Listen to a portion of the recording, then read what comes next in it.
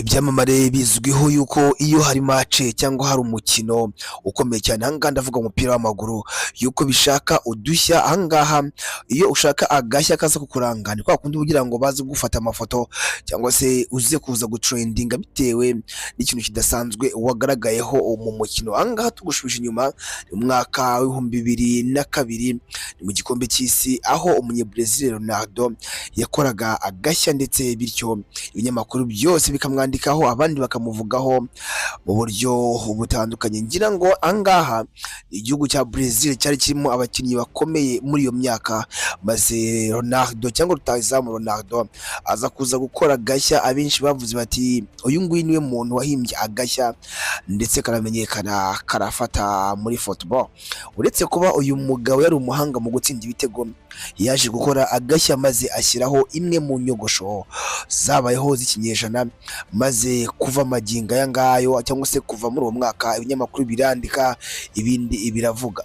Rero angaha abenshi ntago bamenye impamvu uyu mugabo ngo yashyizeho iyi nyogosho, dore yuko abenshi bavuze bati se iriya nyogosho ntago yari isanzwe, ariko nta nubwo yari inyogosho yari gutuma avugwaho ku buryo butangaje. Ngira ngo angaha Ronaldo abajijwe n'umunyamakuru yaje gusubiza avuga ati buriya rero narebye nsanga ibintu byinshi cyangwa abantu benshi bashobora kuba abenshi babikoze, ati ntabwo nari gusuka dread cyangwa se mushyireho ibindi bisuko ku mutwe, ati kuko abenshi mu bakinnyi usanga ati babifite, ati ndetse nta nubwo nari kwiyogoshesha bisanzwe wenda ngo nshyireho penke cyangwa se ibindi, ati kuko nabyo wasangaga abandi bakinnyi barabikoze. Ati ariko narebye ndavuga nti reka mpimbe inyogosho yanjye, ndetse inyogosho buri wese adashobora kuba yatekereza. Ati niko rero naje kwiyogoshesha, ndangije imbere sigaho agasatsi gakeya, ati bityo ndavuga ngo uko bisa kose ibi bintu ni njye njyenyine uzaba mbifite mu gikombe cy'isi. Ngira ngo ibi ngibi ni amagambo yagenda agasubiza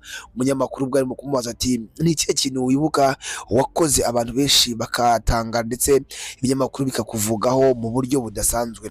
Ati inyogosho najyanye mu gikombe cy'isi mu mwaka wa 2002, ati niyo nyogosho cyangwa se icyo kintu nakoze mu mateka yanjye y'umupira w'amaguru, ati ku buryo na n'iyi saha mba numva yuko ibyo nakoze nta wundi muntu urabasha gutekereza gashya mu mutwe we byibura nk'ako nakoze. Iyi ngiyi ni YouTube channel yacu kandi yanyu yitwa Tatibu Wadi, mu gace twise Tatibu Update, aho tukugezaho amakuru abagiye acicikana muri showbiz, by'umwihariko muri entertainment no muri sport by'umwihariko. Ibuka kugenda udukurikira ku mbuga nkoranyambaga zacu zose zitwa Tatibu TV, Instagram, TikTok ndetse na Facebook, zose zitwa Tatibu TV. Njye nitwa Eni Yusufu, duhure muri comment.